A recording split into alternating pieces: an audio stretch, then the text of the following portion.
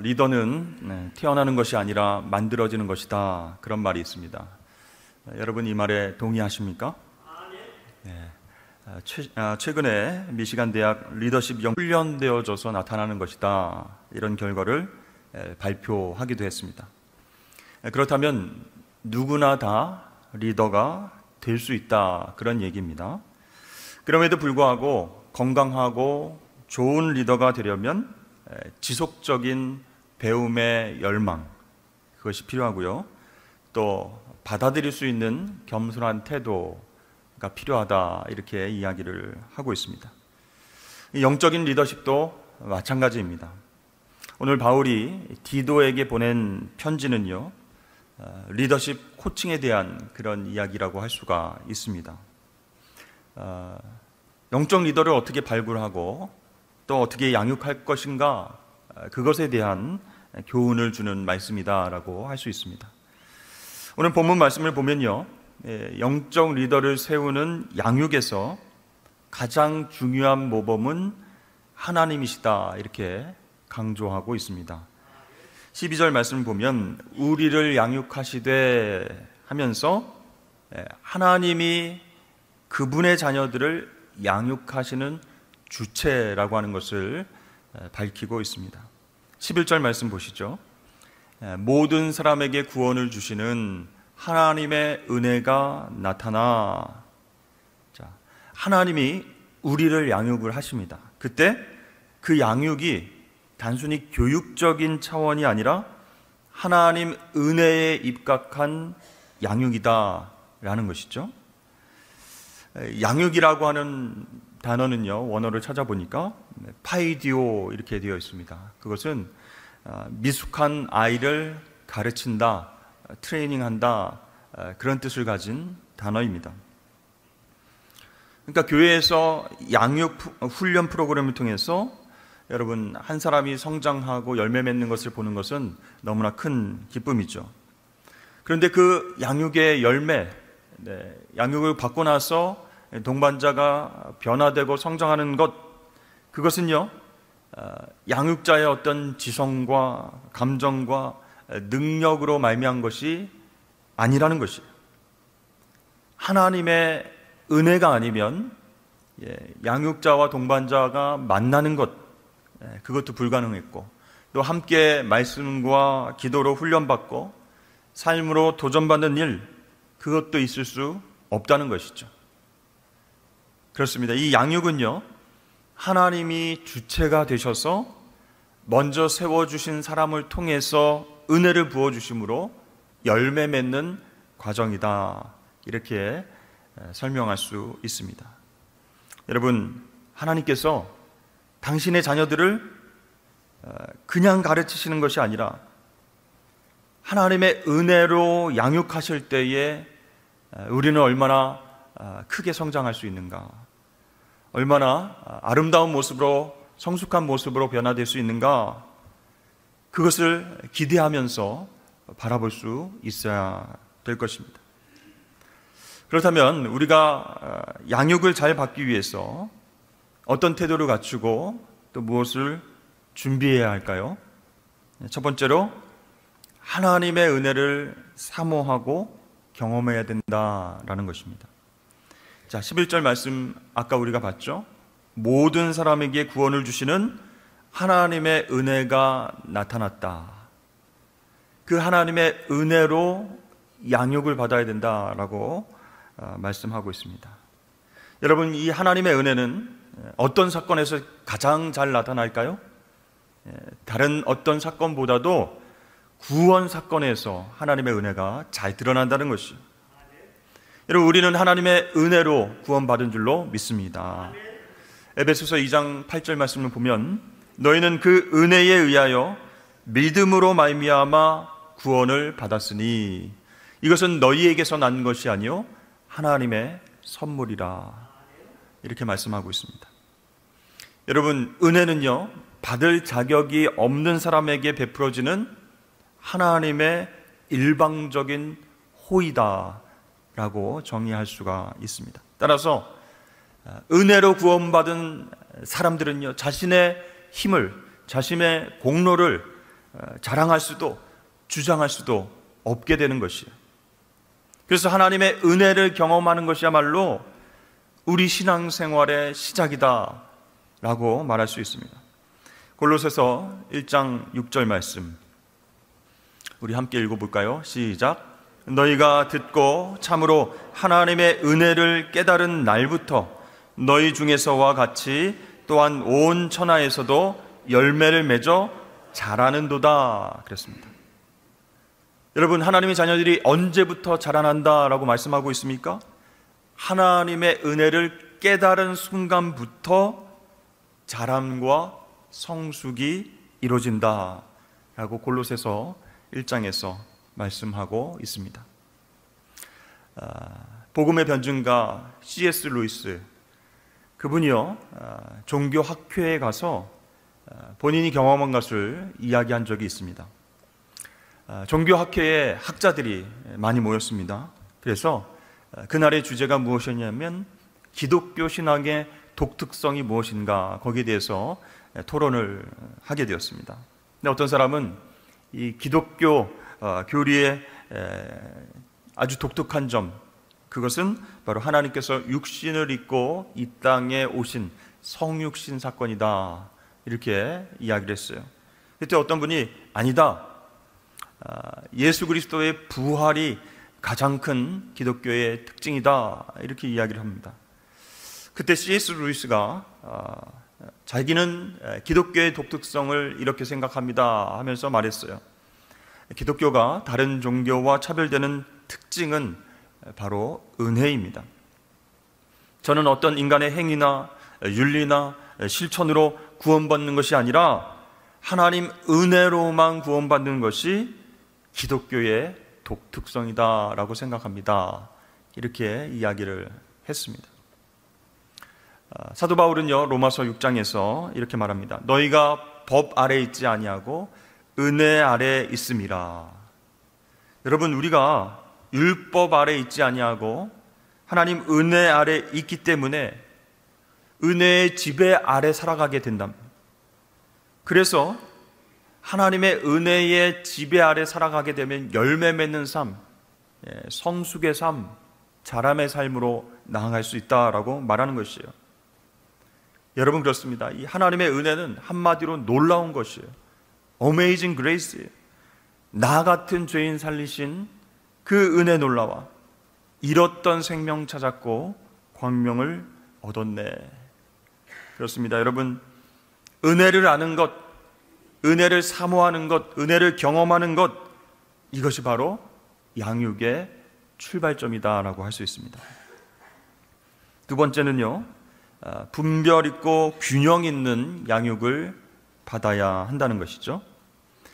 여러분, 우리가 신앙생활 하면서 우리에게 버릴 것이 있고 또 붙잡을 것이 있다는 것을 우리가 알게 됐죠. 이 두 가지, 버릴 것과 붙잡을 것, 이것이 균형이 있을 때 건강한 양육을 받을 수 있습니다.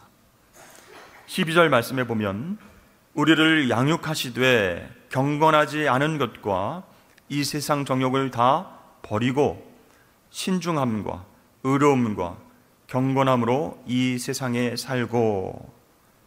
그러니까 하나님께서 우리를 양육하시면 그 과정 가운데 우리가 버려야 할 것은 버려야 된다는 거예요. 또 취해야 할 것은 취해야 된다는 것입니다.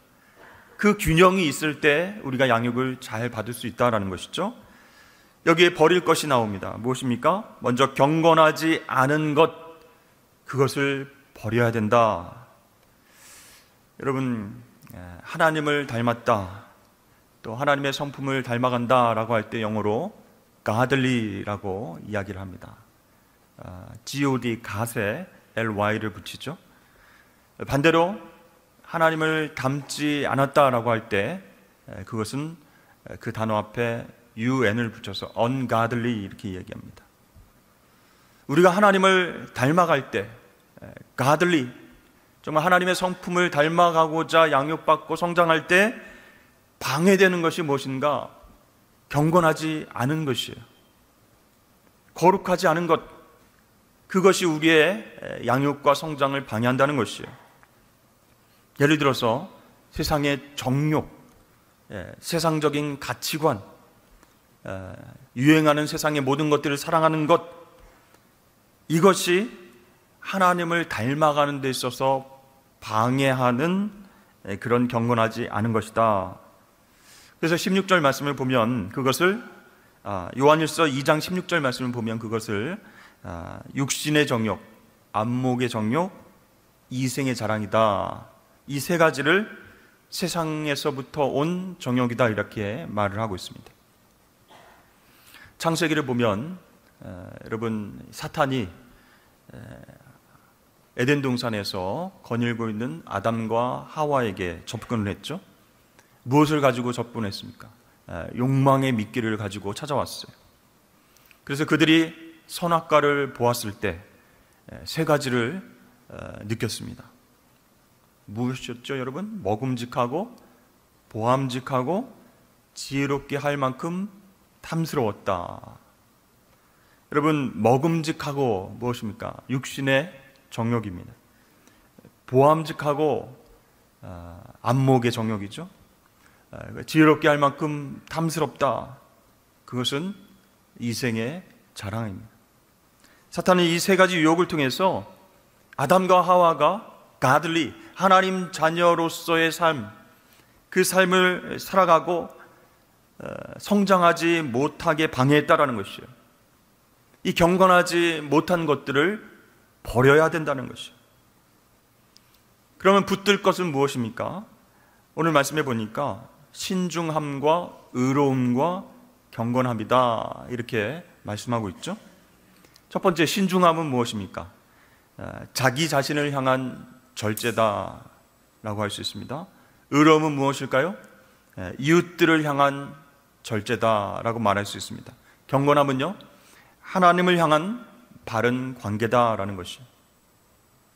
여러분, 우리가 하나님을 닮지 못하게 하는 것들, ungodly, 그런 것들을 버리지 못하고 붙들어야 할 것을 붙잡지 못하면, 우리가 양육과정 교회에서 이런 프로그램을 통해서 합니다, 그 과정을 끝냈다 할지라도 하나님 기뻐하시는 열매를 맺지 못하는 거예요. 그러면 우리가 하나님의 양육을 받을 때 끊임없이 자신을 향해서, 이웃을 향해서, 하나님을 향해서 바른 관계를 이어나가야 된다는 것이죠. 그래야 건강한 양육이 계속적으로 이루어질 수 있는 것입니다. 여러분, 무엇이 하나님을 닮게 하는 것일까요? 끊임없이 자기 자신을 반추하면서 지속적으로 버릴 것은 버려야 되는 거예요. 경건하지 못한 것들, 세상 것들, 유혹들, 그것을 버리고 붙잡을 것을 붙잡는 결단이 있어야 할 줄로 믿습니다. 그래야 우리가 하나님을 닮아가는 성장 속에서 살아갈 수 있다는 것이죠. 하나님 은혜의 양육을 받기 위해서 세 번째 태도, 그것은 주의 영광을 기다리며 살아가야 된다라는 것이에요. 13절 말씀입니다. 복스러운 소망과 우리의 크신 하나님 구주 예수 그리스도의 영광이 나타나심을 기다리게 하셨으니. 자, 우리가 신앙생활을 하면서 또 성화의 과정을 경험하면서 예수 그리스도의 영광이 나타나는 것을 기다릴 줄 알아야 된다는 것입니다. 사실 우리가 끊임없이 결단하고 버릴 것은 버리고 붙잡을 것은 붙잡아도 쉽게 자라지 않는 자기의 모습 때문에 실망할 때가 있어요. 나는 왜 이렇게 성숙이 더딘가? 나는 하나님의 성품을 왜 빨리 닮아가지 못하는가? 이렇게 제자리인 것만 같은 느낌을 받을 때가 있다는 것이죠. 그러나 중요한 것은요, 예수님의 영광이 나타날 것을 기다리면서 인내해야 그 양육 가운데에 열매가 있게 된다는 것이에요. 때때로 우리의 삶 속에서 예수님의 능력, 예수님의 힘보다는 세상의 힘과 능력이 더 커 보일 때가 있습니다. 그분의 가치와 그분의 영향력이 작아 보일 때도 많이 있는 것이에요. 그래서 내가 이 길로 가는 것이 맞나? 신앙의 길, 믿음의 길로 계속 가는 것이 맞는가? 의심이 들 때도 있다는 것이에요. 그래서 인내하지 못하고 신앙의 길을 이탈하기도 하는 것입니다. 그러나 여러분, 예수 그리스도 그분의 영광이 나타날 때가 곧 오게 된다는 것이, 그때는 재림의 때이고요, 그때 저와 여러분들의 궁극적인 승리가 완성될 줄로 믿습니다. 그날을 기다리면서 영적으로 성숙한 삶을 소망하며 살아가야 된다라는 것이, 여러분, 그것은 구체적으로 어떻게 사는 것일까요? 예수 그리스도 영광을 소망하면서 사는 삶, 그냥 소망하자 그런 삶이 아니라는 거예요. 14절 말씀입니다. 그가 우리를 대신하여 자신을 주심은 모든 불법에서 우리를 속량하시고 우리를 깨끗하게 하사 선한 일을 열심히 하는 자기 백성이 되게 하려 하심이라. 아멘. 그러니까 하나님은 저와 여러분을요, 자기 백성, 옛날 번역에는 친백성 이렇게 나와 있습니다. 자기 백성 되게 하시려고 속량하시고 깨끗하게 하셨다라고 말씀하셨어요. 이제부터는 하나님께서 기뻐하시는 선한 일을 열심히 하는 삶을 살아가야 한다라는 것이죠. 그러면은 사실은 이런 생각이 들어요.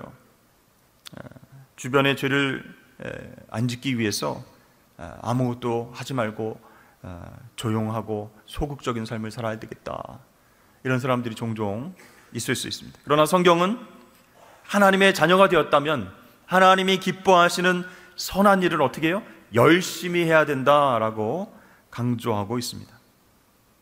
그럼 여러분, 여기서 하나님 기뻐하시는 선한 일, 그것이 무엇일까요? 하나님이 최고로 기뻐하시는 선한 일은 바로 복음 전하는 것이요, 영혼을 구원하는 일입니다.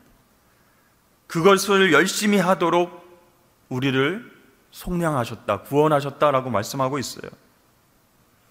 그러니까 우리가 신앙생활 할 때에 어디에서 어떤 사람을 전도할 것인가, 저 영혼을 긍휼히 여기면서 내가 기도하면서 주께로 인도해야지, 그 영혼들을 향해서 전도의 마음, 그 영혼들을 구원하고자 하는 열정, 그것이 넘쳐나서 실천할 때에 우리의 삶이 godly, 하나님을 닮아가면서 성장할 수 있다는 것이에요. 여러분, 이 양육을 통한 전도는요, 억지로 되는 것이 아닙니다. 그런데 이것이 정말 하나님을 닮아가는 성장이 이루어져서 하나님 마음을 갖게 되면요, 죽어가는 영혼들을 그냥 볼 수가 없는 것이에요. 그들을 향해서 복음을 전하고 어떻게든 구원을 인도해야 되겠다라는 마음이 생기게 되는 거예요. 그래서 양육을 통한 이 전도는요, 교회 성장의 효과뿐만 아니라 우리 그리스도인들의 질적인 성숙을 이루는데 너무나 중요하다라는 것이에요. 그러니까 양육 따로, 전도 따로, 이게 아니라는 거예요. 정말로 하나님의 은혜로 양육을 잘 받고 버릴 것은 버리고 취할 것을 취하고 하나님 성품을 닮아가려고 한다면 하나님이 기뻐하시는 선한 일, 전도를 하게 되어 있다는 것이죠. 여러분, 초대교회 상황은 어땠습니까? 예수 믿고 신앙생활하는 것이 어려웠어요. 적대적인 상황, 힘든 상황이었습니다. 그 속에서 소수자로 살았던 초대교회는요, 양육을 통해서 예수의 제자 삼는 일, 그것을 가장 중요하게 여기고 실천했습니다. 그래서 이 초대교회는요, 예수를 구주로 고백하고 그 사람이 세례받기까지 3년에서 5년이라고 하는 기간 동안 심도 있는 양육 과정을 요구했습니다. 여러분, 이러한 과정은요, 단지 교회 안의 프로그램이 아니라 전체 성도가 관심과 책임감을 갖고 참여하는 교회 생활의 중심이었다라는 것이죠. 새 가족이 왔어? 예수를 구주로 고백하면서 그가 삶의 주인이 바뀌었어? 그러면 모든 교인들이 그 한 사람의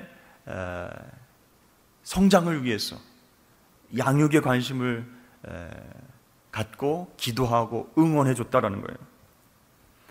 이러한 검증과 양육 과정을 통해서 그리스도인으로서 세례를 받은 사람들은 그 다음 새가족들, 그 다음 구도자들을 양육하는 일에 후견인으로 참여합니다. 제자를 재생산하는 데 동역했다라는 것이죠.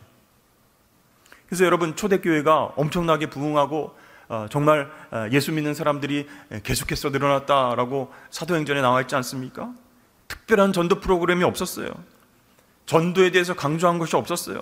그럼에도 불구하고 놀라운 성장을 이루게 된 요인 하나가 제자를 만드는, 누구의 제자요? 예수님의 제자를 만드는 철저한 양육 과정이 있었다. 그리고 양육과 전도의 통합적인 과정이 있었다. 그것이 중요하다는 것입니다. 여러분, 그래서 이 양육 과정은요, 전도의 열매뿐만 아니라 전도자를 세우는 측면에서도 효과적이었습니다. 오늘날 우리 성도들이 전도를 잘 하지 못하는 이유 중 하나는 실제로 전도를 잘 안 하기 때문입니다. 또 전도를 잘 못하는 큰 이유 중에 하나는요, 복음에 대한 확신이 부족하기 때문이다라는 것이죠. 따라서 예수 그리스도의 제자를 형성하는 그 양육 과정에서 복음에 대한 깊은 확신, 또 선교적 소명, 거기에 대한 확립, 그것이 회복될 때 우리 교회가 전도의 동력을 회복시킬 수 있다. 저는 그렇게 믿고 있는 것이죠. 그럼 어떤 분은 그렇게 이야기할 수 있습니다. 우리가 양육 프로그램을 통해서 양육을 받아도 준비되고 갖춰져 있어야, 즉 어떤 좀 자격이 있어야 복음을 좀 전하지 않겠습니까? 그런 질문을 할 수도 있어요. 그러니까 양육은 양육이고 전도는 전도 프로그램을 통해서 또 한번 자격을 갖춰줘야 그 사람이 전도하지 않겠습니까? 그런 질문이에요. 그게 아니라는 것입니다, 여러분. 분리된 것이 아니에요. 또한 그것은요, 인간적인 준비, 또 하나님 생각하신 준비, 그것이 다를 수 있음을 생각해야 된다는 것이죠. 말콤 패닉이라고 하는 선교사는요, 1889년에 조선 땅에 오게 되었습니다. 그는 원래 캐나다에 사는 평신도였는데요, 우연히 크리스찬 뉴스를 보게 됐습니다. 한 의료 선교사의 아내가 이 조선이라고 하는 땅에서 복음을 전하다가 체포되어서 죽음을 기다리고 있다, 그런 뉴스를 보게 된 것이에요. 이 말콤 패닉이라는 분이 그 뉴스를 접하고 마음이 뜨거워져서 기도를 시작했습니다. 주님, 저같이 자격이 없는 사람도 조선 땅에 들어가서 선교 사명을 감당할 수 있을까요? 기도했어요. 그렇게 기도하다가 조선에서 활동하고 있는 선교사 맥켄지에게 편지를 썼습니다. 선교사님, 저는 신학을 공부한 적도 없습니다. 그리고 한국어, 어학도 준비가 되지 않았습니다. 그런데 저도 선교의 사명 감당할 수 있을까요? 이렇게 편지를 썼어요. 답장이 왔습니다. 당신이 당신을 위해 죽으신 예수님을 위해서 목숨 내놓을 준비가 되어 있다면 다른 준비는 필요 없습니다. 그렇게 답변이 왔어요. 이 패닉이라고 하는 분은요, 캐나다에서 철물 도매업을 하고 있었습니다. 한 40여 명의 직원들과 함께 일하는 창고 매니저였어요. 근데 이 선교에 대한 그 소명이 생긴 이후에 그가 성경 공부를 시작했고, 어느 날 큰 집회에, 말씀 사경회에 참석하게 됐습니다. 그때 인도에서 온 로버트 와일드라고 하는 분의 간증을 듣게 되었는데, 이런 얘기를 하는 거예요. 여러분, 사막에서 죽어가는 사람에게 물을 전달하려면 화려하고 예쁜 주전자에 줄 수도 있지만 찌그러진 양철통에 물을 넣어도 그 사람을 살릴 수 있습니다. 그 물을 전달할 수 있습니다. 여러분, 여러분의 자격을 걱정하지 마십시오. 하나님의 선교에 동참하십시오. 이렇게 간증을 하는 거예요.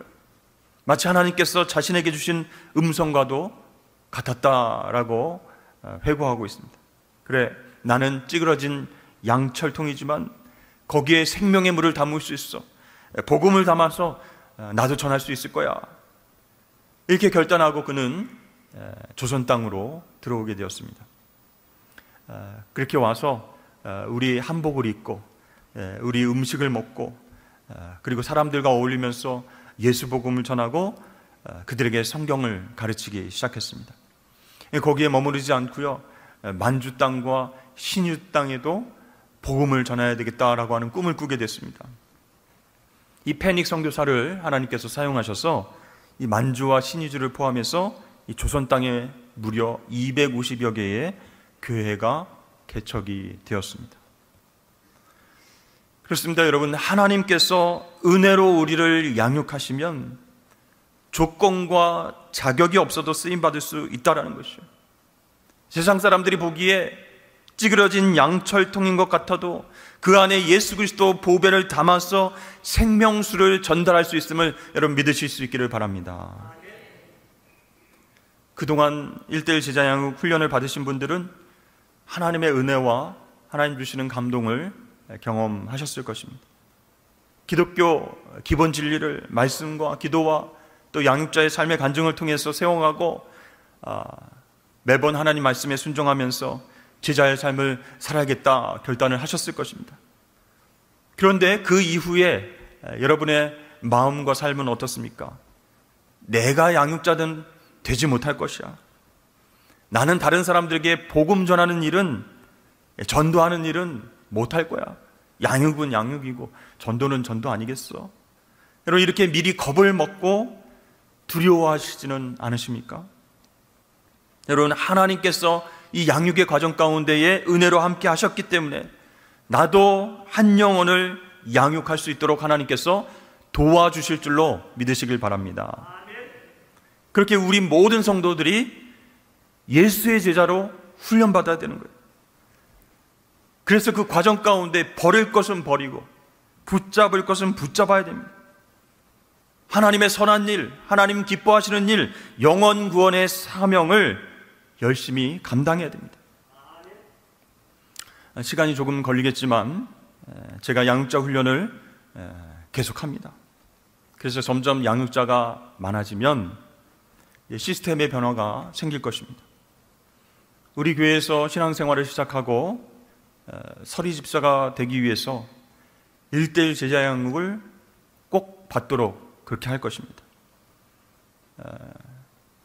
이전에는 어떻게 했죠? 교회 출석한 지 어느 정도 시간이 지나면 집사가 된다, 몇 시간 교육받으면 서리 집사가 된다, 그것이 아니라 양육 과정을 통해서 예수 그리스도의 제자로 헌신된 사람이 재직이 되는 시스템으로 만들어 나갈 것입니다. 여러분, 예수 그리스도의 제자 리더는요, 그냥 세워지는 것이 아니에요. 만들어지는 것이기 때문이에요. 그 과정 가운데 하나님의 은혜가 있기 때문에 그 과정을 통과한 사람이 교회를 위해서 헌신할 수 있도록 그렇게 할 것입니다. 여러분, 양육을 통해서 성장한 내가 다른 사람들을 양육하는 그 선순환을 통해서 하나님이 기뻐하시는 선한 일, 영혼 구원의 전도 사명을 열정적으로 다 같이 감당하면 얼마나 좋겠습니까? 초대교회와 같은 성령의 능력에 따라 제자들이 많아지고 그들이 나아가서 복음을 전하고 교회가 부흥하고 성장하는 여러분 꿈을 꾸실 수 있기를 바랍니다. 사랑하는 성도 여러분, 하나님의 은혜를 사모하시고 양육 훈련을 받으면서 버릴 것과 취할 것을 선택하십시오. 그리고 한 영혼이 구원받아서 새 생명을 누리는 그 기쁨을 함께 누리실 수 있기를 바랍니다. 예수 그리스도의 영광이 나타나는 것을 기다리고 인내하면서 양육 과정에 함께 동참해 주시기를 바랍니다. 여러분, 그렇게 하나님 은혜의 양육으로 조금씩 성장하면서 그리스도의 영광을 소망으로 기다리며 계속 쓰임받는 저와 여러분 되시길 주의 이름으로 축복합니다.